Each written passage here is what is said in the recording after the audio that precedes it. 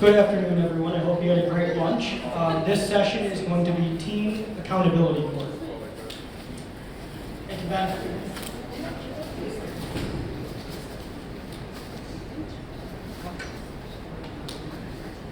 Yes, welcome everybody to the presentation today. I want to just thank DCJS and the Symposium for having us here today.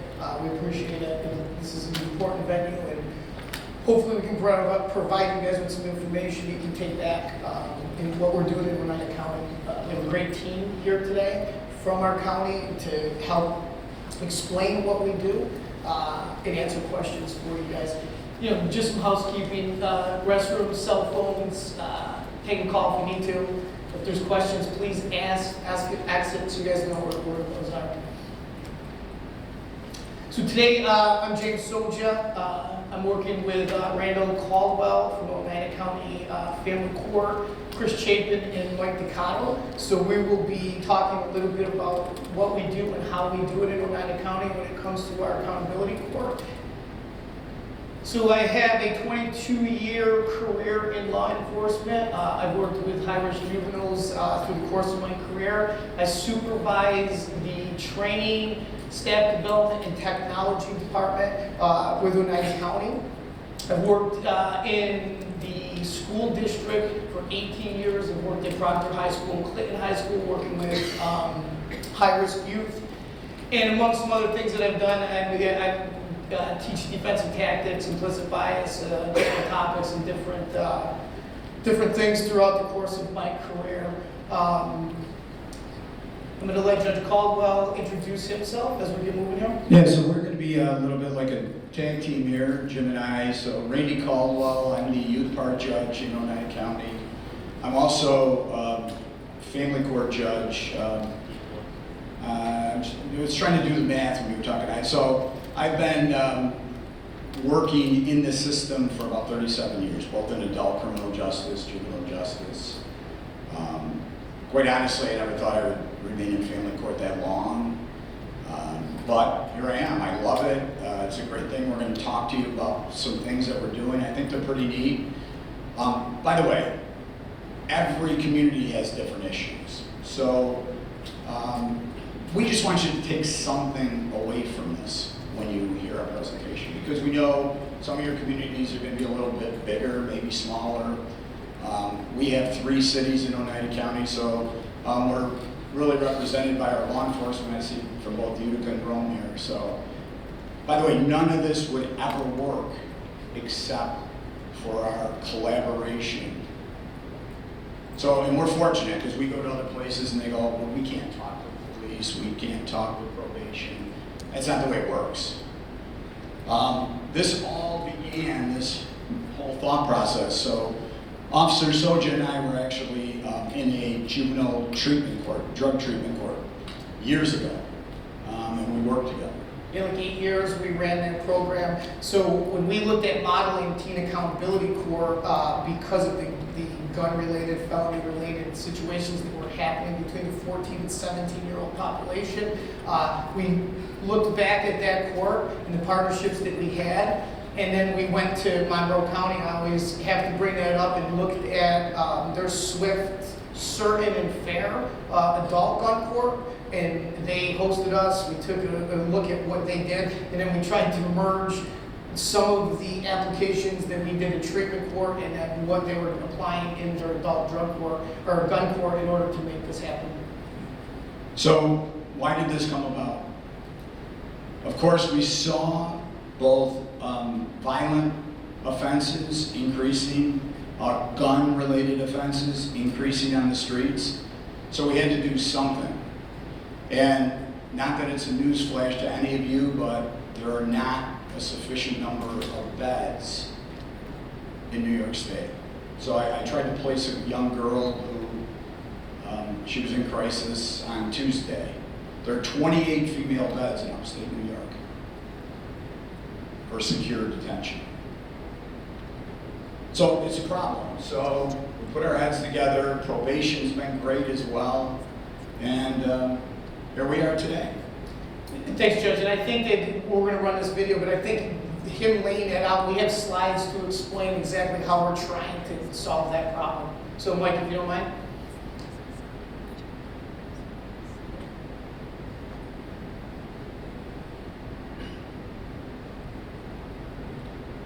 Out of Utica, as a student was stabbed by a classmate at Proctor High School this morning. But it could have been much worse. News Channel 2's Ben Kinney joins us now live outside of Proctor High School. And Ben, I understand that teachers there were the ones who actually took the knife away from the student. Yes, good evening, Jason. It was two physical education teachers. They not only took that knife away from that student, but they also held him until security could get there to fully apprehend him. The whole thing caught on video. Now, a warning, some viewers may find this video disturbing. In this video posted to Facebook, a student wearing a red shirt runs up to a student wearing a blue hoodie from behind and appears to swing at him.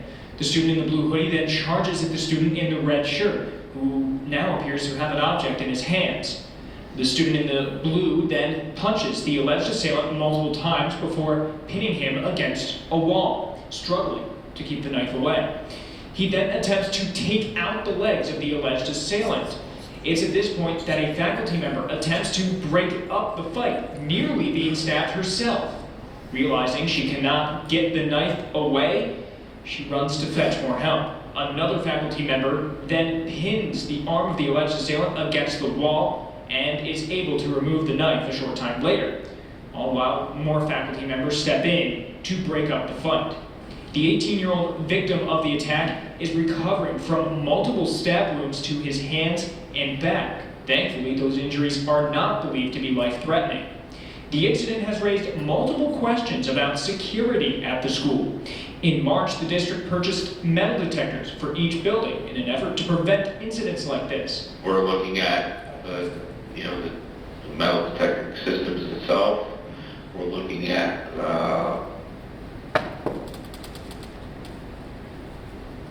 That incident right there was one of the first initial things that we needed to have a solution for. So with that logic, we took a look at factors. There's 7 leading factors: the juvenile delinquency, violence at home, lack of moral guidance and supervision, poor educational quality, poor school performance, substance abuse, peer pressure, and socioeconomic factors. In the Department of Probation, we look at these things every day when we open a case and we're dealing with individuals. We take all these things into consideration. Some numbers from the CDC. Homicide is the leading cause of death for non-Hispanic, Black, or African American youths. Each day, more than 1,000 youths are treated in emergency departments for physical assault-related injuries, and then the cost of $100 billion annually for events like this. 1 in 15 boys and 1 in 50 girls are carrying. It was commonly reported carrying guns. So that was in 2022. That number, I'm sure, is higher today. Right, and again, they've experienced violent suicidal thoughts and attempts or substance abuse. So these, like the judge said, these are stats from 2022. Yeah, with our partnership with the police department, we have an officer who will be presenting today that sits on their CAC, and we look at what's going on in our city. So just some statistics to throw out at you. Confirmed shots fired in 2022, 131. Juvenile-related arrests in 2022, 14. So 2022 was the onset of the idea of getting this rolling. We really got moving in 2023, and here we are in 2024. In 2023, 27 non-fatal shooting victims, 5 gun homicides, 106 confirmed shots fired, and 14 juvenile gun arrests. 2024, to the point that we put this presentation together, 6 non-fatals, 3 gun homicides, 31 confirmed shot fires, and 9 juvenile arrests. So again, as we were building this in 2023, I put just a comparative slide in here that there was 13 groups or gangs that are recognized in the city as of April of 2023's audit. You can see up there where that information comes from. As of May of 2024, we recognized 18 gangs in the city of Utica, and so there was an increase in these individuals coming together. So of April of 2023, so to April of 2024, we're assuming we're starting to see the difference of using GPS and our TAC court when it comes to the percent of change with shots fired, shooting incidents, shooting victims, and individuals killed by gun violence. So statistically, you can see a decrease, and we thought that was pretty important. We're going to look at that further. We're going to try to do some research on that. And I think that what we're looking at is not long-term recidivism. It's dealing with these individuals and hoping that these changes in the year that we supervise them, we can stop the shots fired. We can put these individuals in a position where they're not going to get in trouble. We can save lives. Yeah, this is a safety issue for the community, of course, but also for the young people that we're dealing with. You got to remember, these are kids. And, because of this court, we've developed some relationships with these individuals. And some of the probation officers will talk to you later on their field team. So, everyone deserves a chance, both the community and these young people. And for law enforcement in here, just remember, this isn't being softer on crime, this is being smarter on crime. Hopefully we can save lives. We have way too many young people dying out there as a result of gunshots. So keep that in mind. Our district attorney's here as well. He's been working well with us. So it's a team effort, it really is. Absolutely, and we can't stress that enough. This is absolutely a team effort with all of us in our county. Play another video of kind of where we're at with things from last year to this year. Police investigate 3 shots fired incidents, a shooting, and a shooting homicide. A new statistic from New York today saying that gun violence statewide, in Utica in particular, is down. How's that possible? News Channel 2's Jolene Ferris asked state officials. Governor Hochul today announced that gun violence statewide is down 29% the first 7 months of this year compared to the first 7 months of last year. In Utica, even better news. According to the State Department of Criminal Justice Services, Utica's success is nearly double the statewide average, with shootings down 56% for that time period.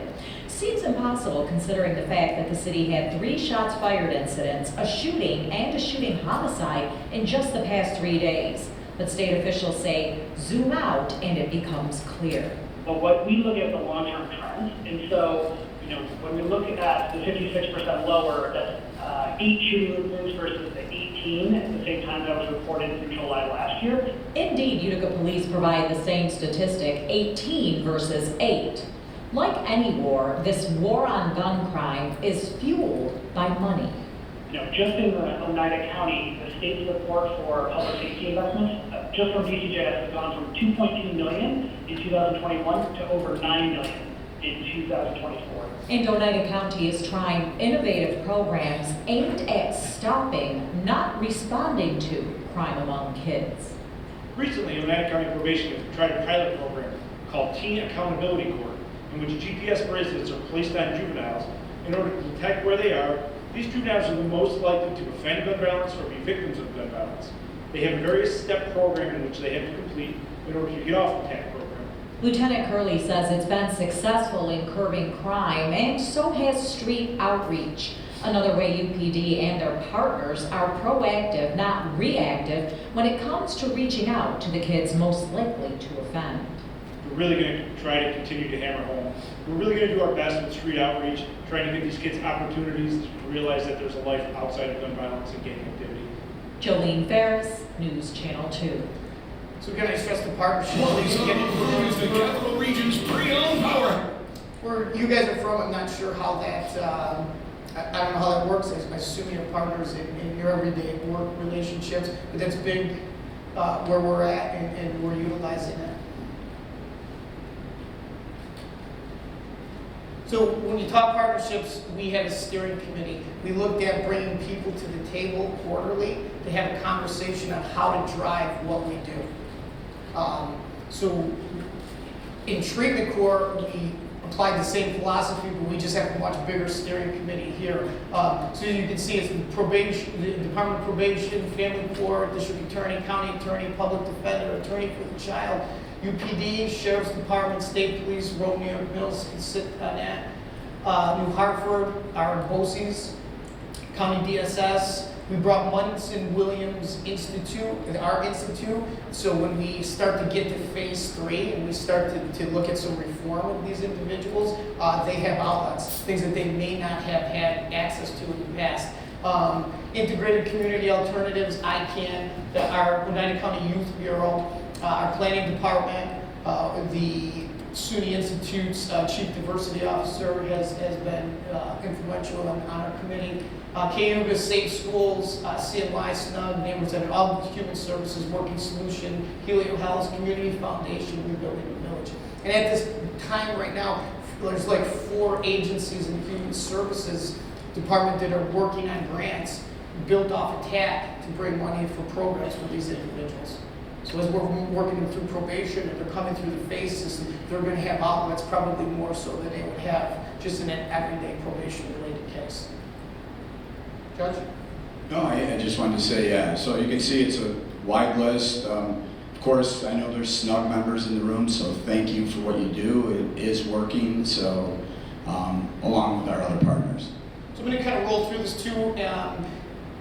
These are just some of the things that we used to start this. So in 2022, I'd sent out inviting people, and we had an agenda on what we were going to talk about. What the name of this court was going to be, what our GPS situation looks like. Just different types of things that went out via emails to talk about where and what we were going to do with this court. And we would bring it to the table. We have a steering committee meeting next Wednesday, 9 a.m. People will come to the table. And generally, when you have meetings like that, eventually people stop coming. We're lucky enough that everybody comes quarterly. We have great attendance to these. Our sign-in sheets when people come. So kind of an overview of TAC. So our objective was to create a specialty court to address gun offenders. We wanted to address youth felony level criminal acts and provide alternatives to gang-related lifestyle. We wanted to use GPS to supervise these individuals, both pre and post disposition. So, I could talk about this for a long time and move pretty fast with that, but that pre-dispositional GPS was something that was never used. At least in our county, we were never using pre-dispositional GPS on cases. Maybe in some of your counties you do, but we started to put that in to help the court on judgment. So that's been a savior for us. So we're going to talk more about that. By the way, this is probably like a half-day presentation. We're trying to condense it so we fit it in an hour so you guys can get to your next session. So. Yeah, so that was really important. Our director, deputy director, he's here today. We worked on getting an on-call system where we had officers monitoring this stuff. Something that was unprecedented we never done before. So we could watch these cases live all the time. We want to use a phase system, a rewarded sanction system to modify behaviors and change the offenders through that process. And then the biggest thing for me were judicial reviews. When we worked in a treatment court, seeing a judge all the time in those cases, those specialty cases, was impactful. Because we could bring them back, we didn't have to violate it, but they would always be accountable to have a conversation with the Department of Probation. If it was juvenile aid, working with them. If it was a caseworker, we're talking about it in front of the judge.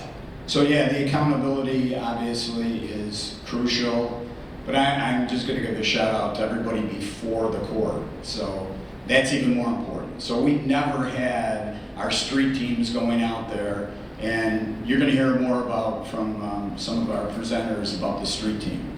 It actually works. They're in contact with Utica police on a regular basis, so it's very helpful. And I'll just say this, and this is debatable, some of you may not agree with this, but 20 years in this business, the less is more logic with this, this small population of individuals who we want to help. But it's not less is more. We have to give more. We have to give more, because less is more with this population just led to more problems, more people getting hurt, and a lot of things happening. So I know that's been debatable, but that's my Yeah, these kids don't enter, as you know, with open arms, so it takes a little while. But so far we're doing pretty well.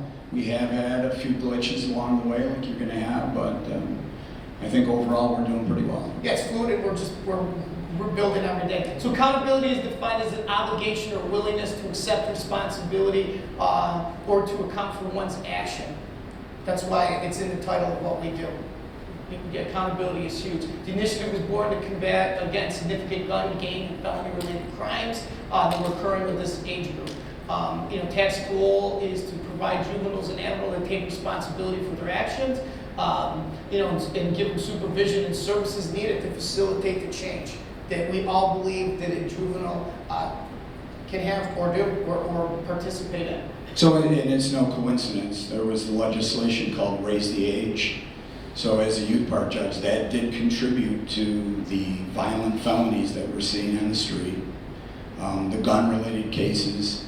So we had to obviously provide something to address that. So what is TAC, right? And like I said in those other slides, it's an intensive supervision court that began in 2022 addressing these individuals. And again, through probation, it really is an intensive supervision. It's an ISP type model.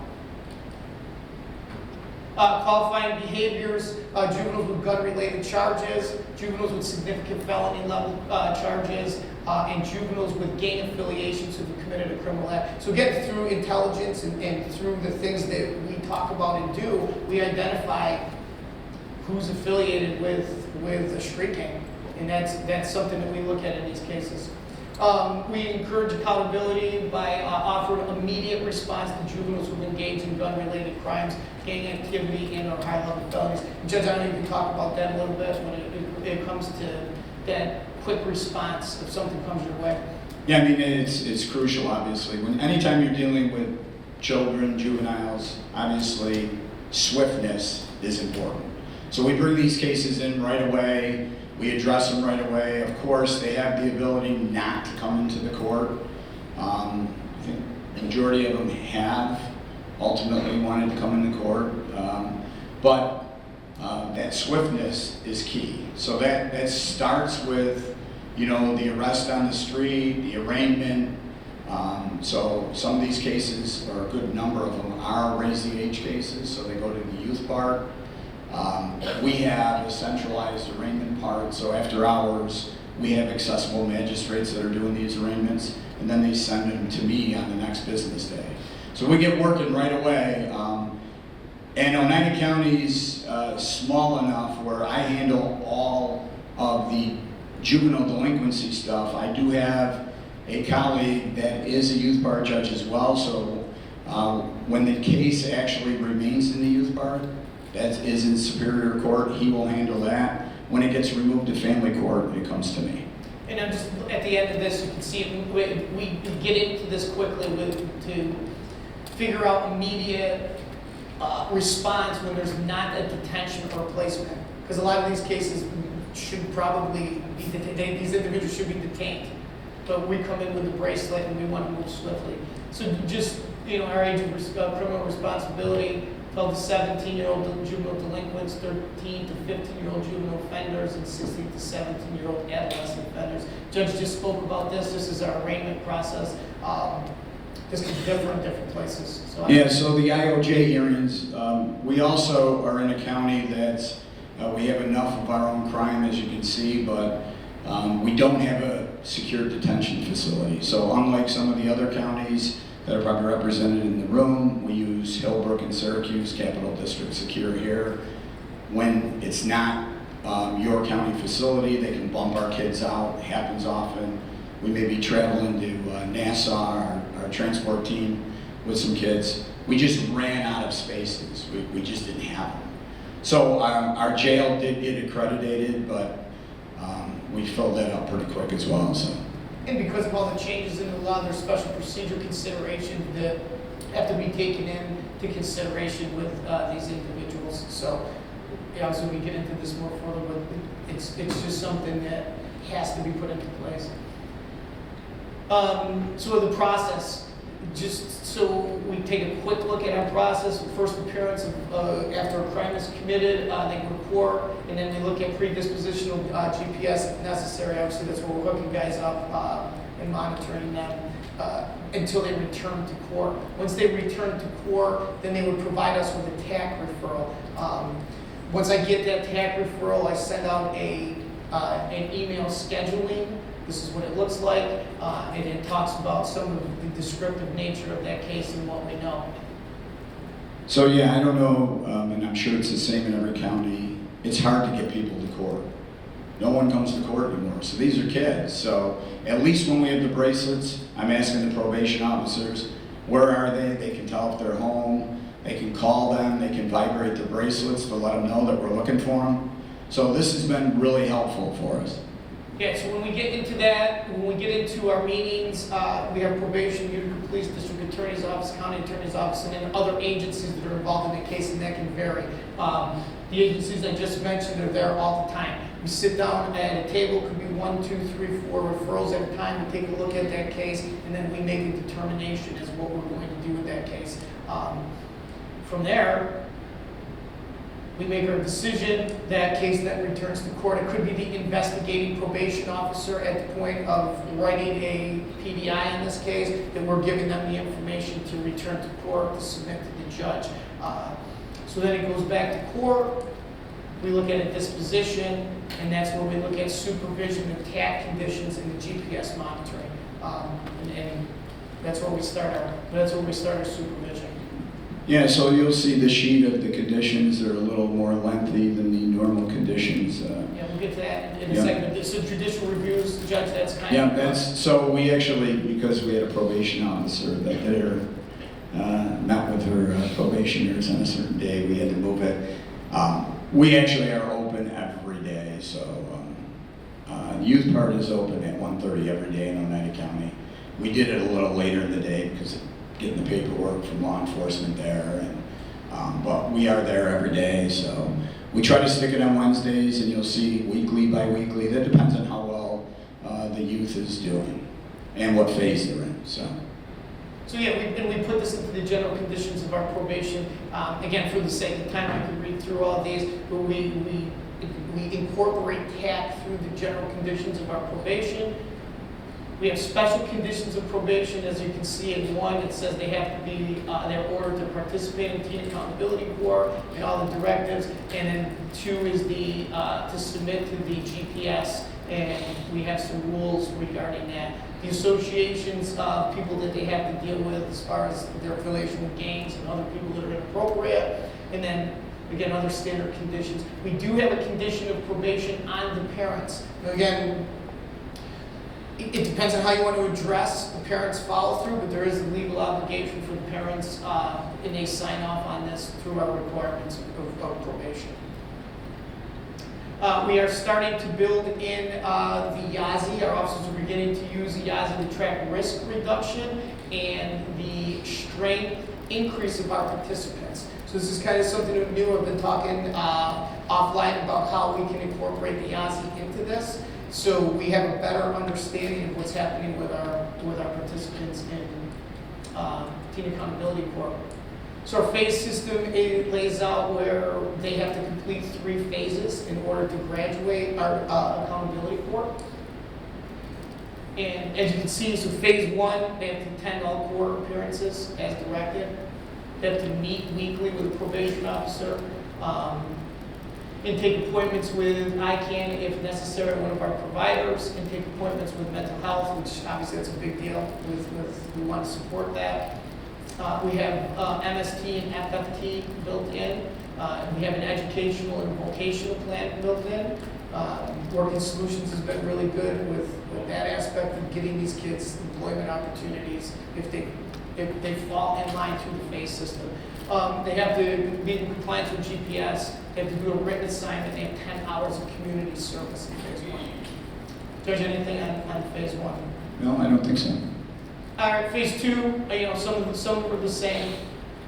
They're going to deal with cognitive behavioral intervention, the 7 challenges at that particular point. We have another written assignment and another 10 hours of community service. Phase 3, this is where we're looking at graduation phase, and we do have some graduates, and we will show you some slides of that as we completed some kids through this program. So again, we look at possibly removing the GPS. Again, they have to continue to make all court appointments, meet with us. We do have the therapeutics stays in place. They have to finalize their vocational or educational, and they have another community service project and an application for graduation. So this is an example of a written assignment that we use. So, reflect on your offense, an incident. How did the incident affect you? How did the incident affect your family? How did the incident affect the victims? Compare yourself then and now. What changes have they made? And identify 2 goals that you'd like to work on. So these are some of the things that we encourage individuals to think about. And again, I don't know at any particular point when someone would, if they've ever been put in a position to have to think about these things internally. So I think it's helpful. And here's some examples that we've submitted to the judge, some writing assignments. And we give updates to our steering committee, so officers will send me bullets of who they're working with and what they're doing. So we try to categorize the positive things that the juveniles in this program are doing. Just again, for the sake of time, I'll read these more thoroughly, but these are just a couple updates that we give. So at this particular point, I'm going to turn it over to our field team. This is a new component that we have, and they're going to talk a little bit about that GPS system and how they deal with individuals that are on this program when it comes to GPS. Go ahead, Chris. Yeah, good morning or afternoon, everybody. So I've got a pretty small part in this whole operation, but I feel like it's important and I'm passionate about it. I enjoy working with the agencies and partners with this TAC program, so very fortunate to be part of that. Do I need the mic? Yeah, you can. I was going to project my dad and coach voice at it, but it's not easy. Okay. So what's our TAC field team? All right, so it's made up of specially trained officers within the Oneida County Probation Department from our RTA, GIV unit, and Mohawk Valley Crime Analysis Center. So we're fortunate in Oneida County that we have great officers. I mean, and everybody's very talented, and they all bring a different component to this. So this is going back about a year ago with the ever-changing landscape of the gun violence that we see here in Oneida County, that we tried to figure out how we can adapt and how we can evolve this TAC program. So with the support of our administration, they're fantastic with us, our director, deputy director, giving us the resources to create this field team. So a little bit about me as far as what's relevant for the TAC field team. Lead TAC field team officer, debriefing officer, we'll go into that a little bit. Oneida County Probation Lead Give officer, and our search coordination officer. So those are some of the roles that I have within the Oneida County Probation Department. I'll go into as far as my component of that on the field team, but before I do that, I'm going to introduce Mike Ducato. He's going to tell you about the informational component of it and the information that he gives us for our field team.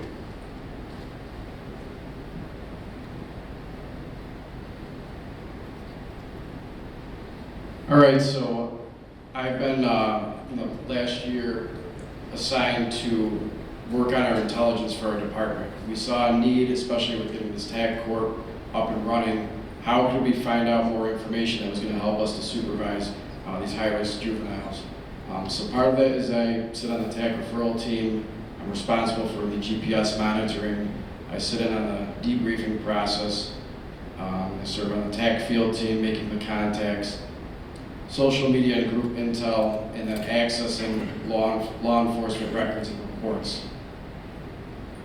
So with high-risk juveniles, we know they're high risk. In order for us to help them keep both themselves and the community safe, the more information we can have on them, the better, right? But the traditional probation techniques, interviewing, home contacts, there's likely going to be some distrust of law enforcement. They're not going to open up and tell us what they're into, who they hang out with. They're probably going to be a little closed off. So a good tool for us to learn more is going to be social media. It helps us identify members of the group, associates, because this generation, it's no secret, they put everything out on social media. It's how they build their reputation. It's all out there. So group photos like this one, I mean, gone are the days of moving in silence, right? This is a group with all of its members. They got their group acronym in graffiti, and they're at a store where they all like to hang out. So you get a lot of information just off of a picture like that that's readily available to the public on social media. From those photos, sometimes they're tagged with other members of the group. That'll lead you to another profile to see maybe somebody you didn't know about before. And you click on the account, and there you go. So you look for street names, acronyms within the Instagram account, and that could lead you to identify more and more members. Instagram seems to be the primary platform. There's not a lot on Facebook anymore with some of the younger juveniles. So it also helps to identify any ongoing beefs. I mean, this is very important, right? What group is beefing, what members are beefing, that's likely going to lead to a violent act. So we look for any threats, any posts, comments on the post. You got to read everything, because you can look at a picture and underneath you notice that there's two guys that are writing back and forth to each other, right? Dissing each other. Pictures like this, these are all actual participants we've had in our TAC program, right? You got pictures of what appear to be firearms. That's very important to us too when we're going out to know what we're dealing with. There could be the presence of a firearm. We have to know about that when we're making our contacts. If anybody sat through the drill rap seminar, this was addressed too. Music is a huge driving force. You'll get a song that comes out, and there's a certain lyrics, certain things that are disrespectful, especially if they're talking about somebody that's been a victim of a homicide, right? And one group makes a comment about it, then the other group responds. You likely have an event that happens after one of those videos get released. So that's a driving force. You got to pay attention to the lyrics and just seeing what they're talking about. There's times where they reference past shootings and they take credit for them. So Instagram Live, that's a huge one. We had an incident where somebody went on live and he was talking about going to a certain block. Earlier that day, this individual posted with what appeared to be a handgun in his waistband. Now, when we saw him late at night actively talking about going over somewhere, we took that as a credible threat. We called up our partners in the police department and we responded to intervene in live time. And we were honest with him. We said, this is why we are here with this presence. The GPS bracelet is one of the most important tools in making this whole program work. We're tracking their movements on a daily basis, right? From the time they first appear in court to when they get on actual TAC probation. We're looking at curfews, we're looking at where they're going each day, what addresses they're hanging out at, what those addresses are connected to. Have they been scenes of shots fired before? Are there associates to those addresses where we know there's prior firearm arrests? In the event there's a shots fired, if there is a juvenile on a bracelet at that location, that can be used in prosecution and the investigation process. We share all that information to work together. There's a pursuit mode that will track them in live time. And in that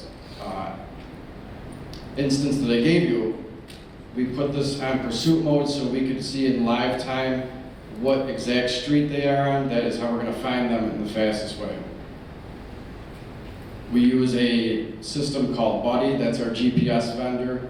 The biggest downfall of it is that it has to be charged 2 hours every day. So you're relying on a juvenile. Likely they haven't been good at following rules to get to this point, but we have a system in place where we have an officer 24/7 with an on-call phone. So if we see a battery's dying, the juvenile or the parent is getting a call, time to charge your bracelet. We've had times where the charger wasn't working on a Friday afternoon. We have an officer respond, go out and bring a new charger so that the battery isn't dead the entire weekend. We're gonna know where they are at all times.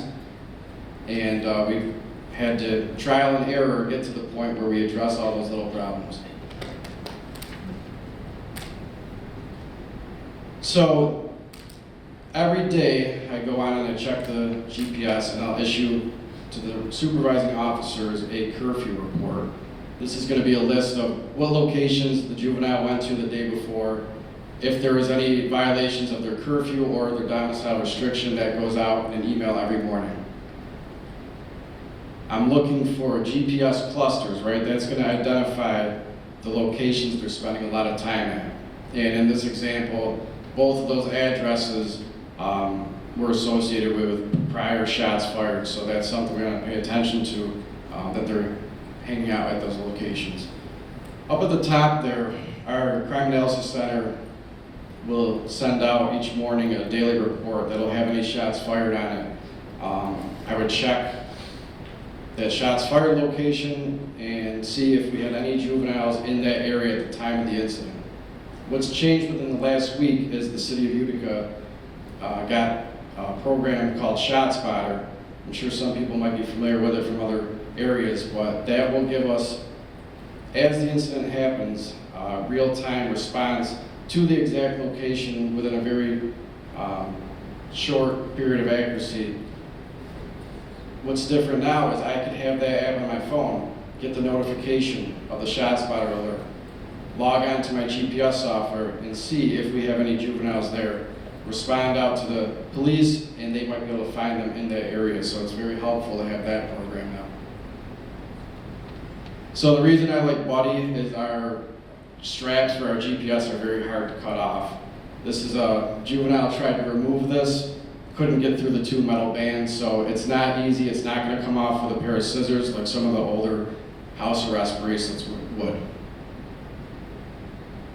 And then I work part-time in the Crime Analysis Center, as I mentioned, so there's a lot of information that's shared there with the analysts and other agencies.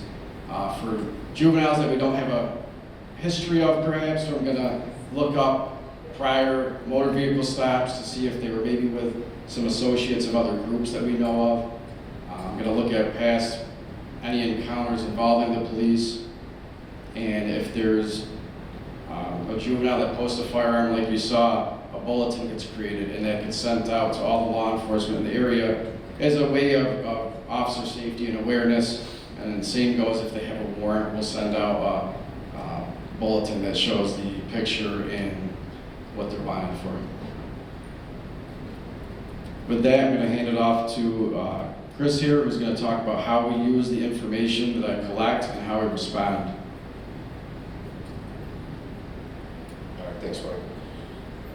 All right, so this is kind of where my portion comes in, and Mike does do a great job. I mean, the information and intelligence that he gathers really helps us be efficient and effective out there while we are making contacts at the street level with these individuals.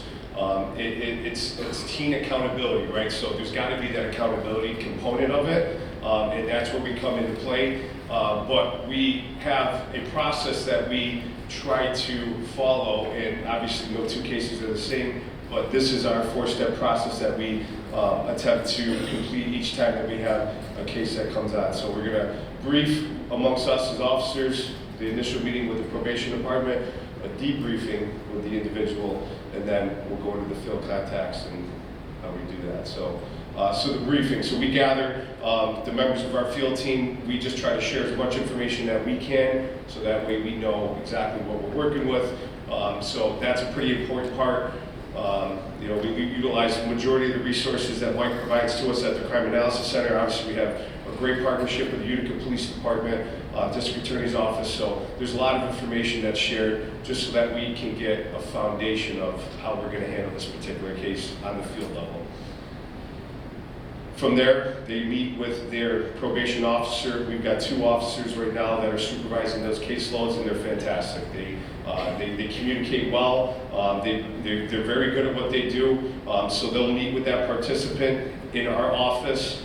They'll go through the TAC conditions. They'll connect them with applicable resources, provide expectations, and create a plan for success. So it's easy to sit there and tell somebody that, hey, you did something wrong, you shouldn't have done that, right? And we kind of have taken the approach on it that you've got to try to teach these individuals how to be successful. So if you're out there just reprimanding them or chasing them around when they're doing something wrong, if you're never teaching them how to be successful or how to get through a program like this and be successful, then we're doing them an injustice. So they do a good job with that, with creating those plans for success.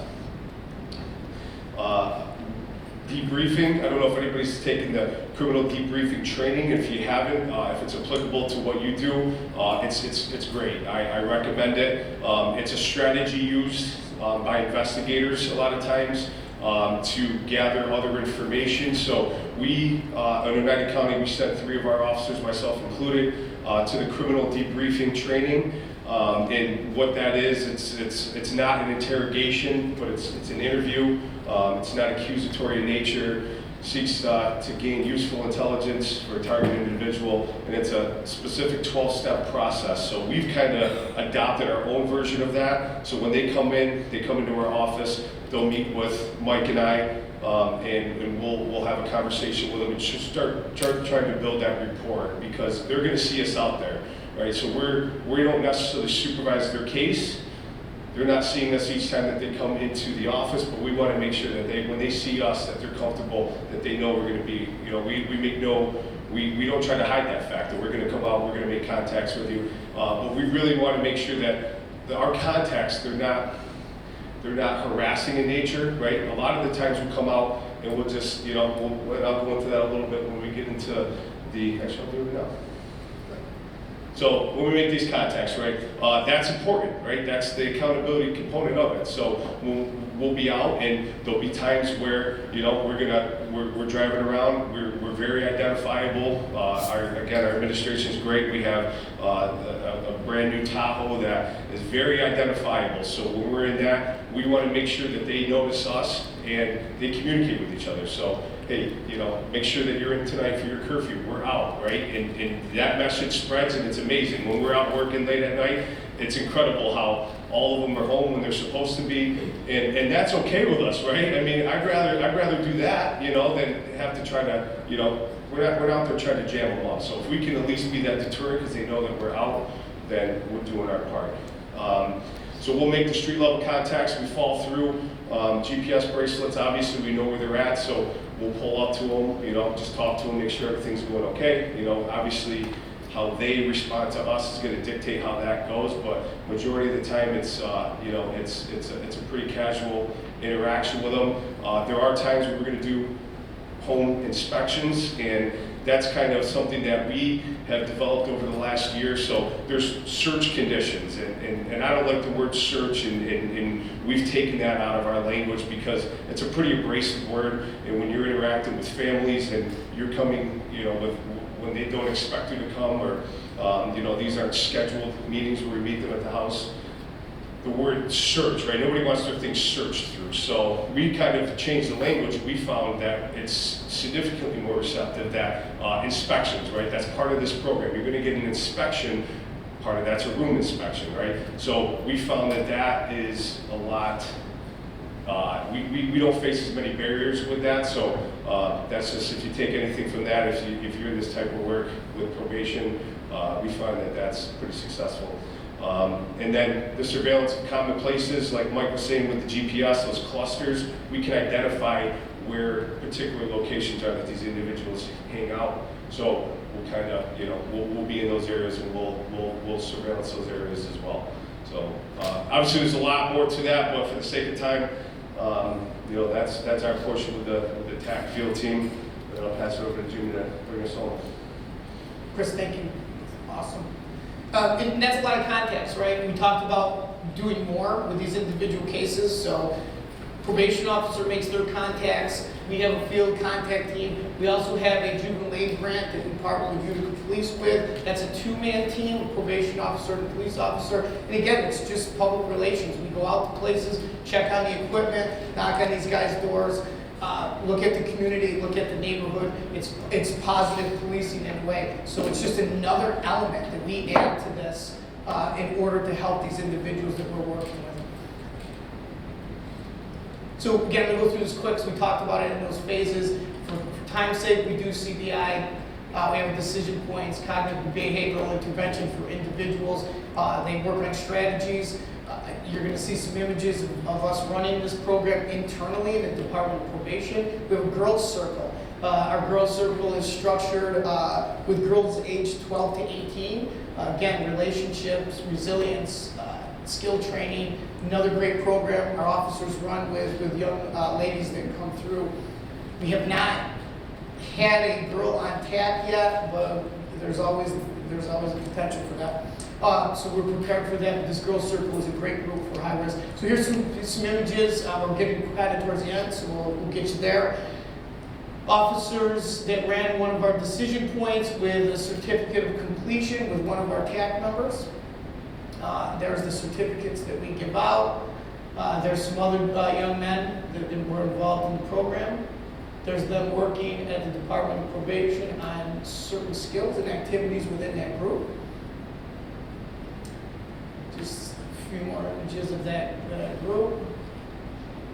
So this leads us to a graduation. So with any long journey, there has to be some culmination of success. So Judge, will get into graduation, right? Yeah, so obviously the best part, right? A lot of hard work goes into it. These kids look forward to graduation. We allow them to choose whatever food, whatever menu they'd like. By the way, and I don't know if we made this clear, so this is really, we're kind of doing this on a shoestring. This is really just a best practice right now that we're implementing. We do have a lot of providers that can help us with assistance, but you probably know as judges I can't raise money, so I can't do any of those things. And actually we learned, like I can't even give them a gift. So there's an ethics opinion that if I give them a gift, I am supporting the brand. So if a kid likes soccer, when we give them a soccer ball, they think that the judge is promoting Adidas. Yeah, I know. I know we're on tape, so those are decisions I have to abide by. That's something we had to address, right? And that was a real problem. It was a problem. So there's a judge and I on a graduation. That was the ceremonial court room, or where were we? In jurors room. Okay, we were in one room there. So then we went down there. We invited our steering committee members, families of these individuals, and officers, people involved in the case. They came down. We had food, drinks. We had a speaker, and we gave them their certificates of completion, and we made it a big deal. And I think it was pretty impressive that their families believed it was a big deal, and we got a ton of thank yous for getting their kids through a situation. Yeah, it was all smiles that day, and a shout out to Snug at one of these. They supplied the food, if you remember. Yeah, so. absolutely. Snug did provide the food. So just roll through some of the pictures. That's another participant. So I think we're at 4 graduates at this particular point. And again, we have kids in the pipeline now moving through. So there's the soccer ball that was a point of contention with Adidas, I think. There's our individual in the beginning video. That's our proctor individual that had the knife in school and stabbed that other individual. We did get him through. The 2 officers that supervised that individual are in the room today, so a shout out to them.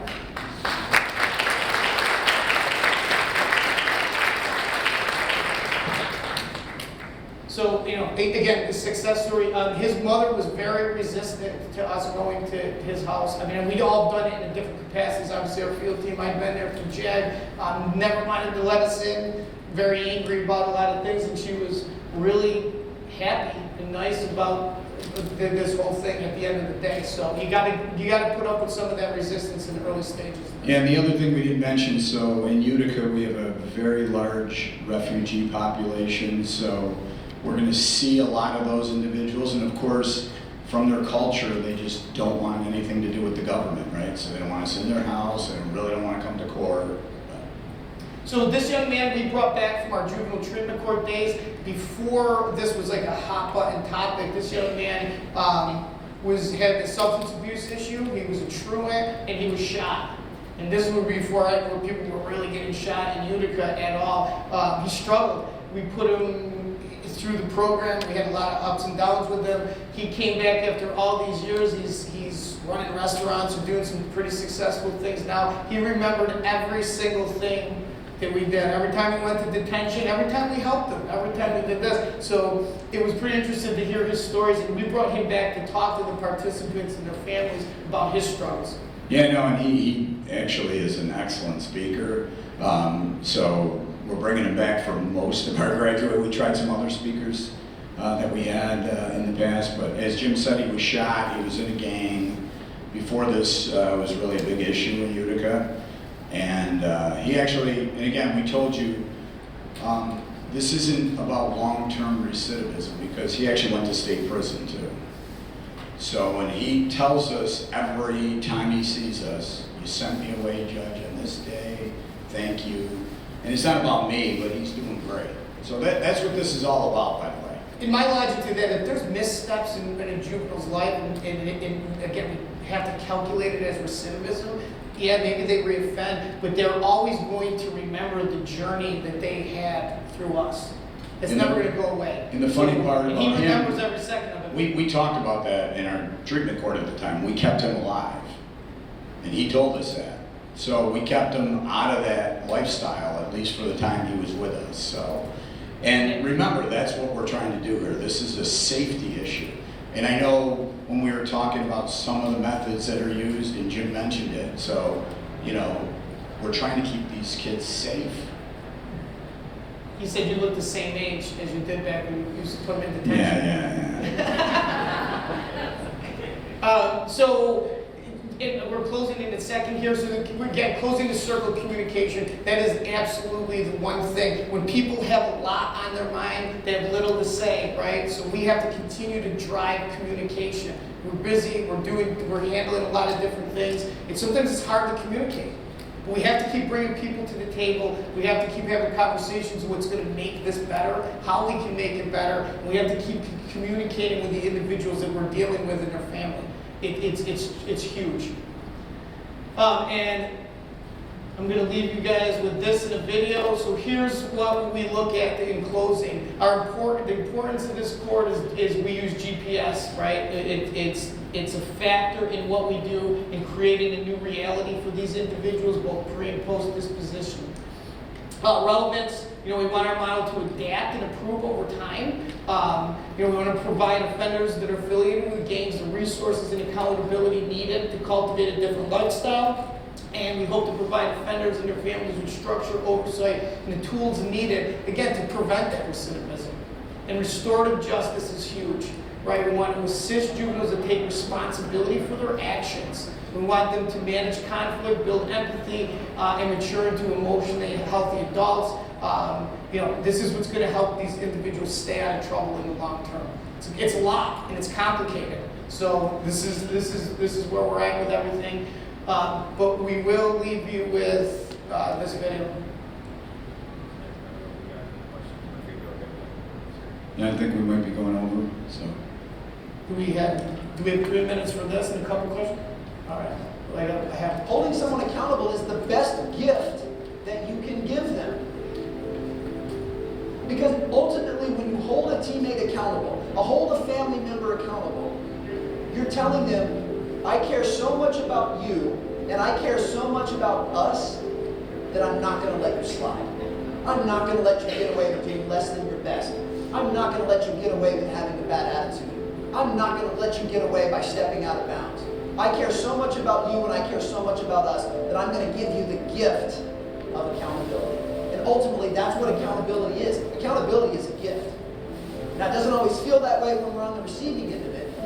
But if you can get everyone on your team or in your organization to realize that when a teammate cares enough to hold them accountable, that is how you protect the sanctity of the locker room, as we say. That is how you protect your culture. And average organizations have what's called vertical accountability. That means the person at the top holds everybody else accountable. You do what I say or you're in a little bit of trouble. That is mediocre at best. What thriving organizations do, thriving teams and remarkable cultures, is they also have horizontal and diagonal accountability, which means everybody holds everyone accountable. Not only does everyone hold everyone accountable, they have an obligation to do so. Because when they sign up to be a part of your team, they are signing up to trade some of the me for the we. They are deciding to invest in themselves to make those around them better. And in order to do that, we have to hold each other accountable. Which means it does not matter where you fall on the org chart. If you are part of that team, you have a responsibility, you have a right, and you have an obligation to hold everyone else accountable to the collective standards that you've created. And when we can get everyone on the team to be just as open to receiving that accountability as they may be to delivering that accountability, now we've got something special. And what happens a lot of times when you're being held accountable by a teammate is we often make a complaint or we blame or we make an excuse. We resort and default to a trilogy of things that does not help the situation. So we need to make sure that we create a culture that embraces accountability as a great thing. See, a lot of people hear the word discipline. This happens a lot with children. Children hear the word discipline and they have a negative connotation of that word. They believe discipline means punishment. I don't believe that at all. I believe discipline is the key to freedom. That if you're willing to be highly self-disciplined, you can have anything and everything that you want in life if you're willing to exercise that. And I believe the same thing about accountability. Accountability is not just about catching people doing things wrong. It's also about catching your teammates doing things right. And when you catch them doing things right, you praise them, you acknowledge them, you call them out. And you appreciate them with specificity in a customized way that makes them feel great about what it was that they just did to contribute to your culture.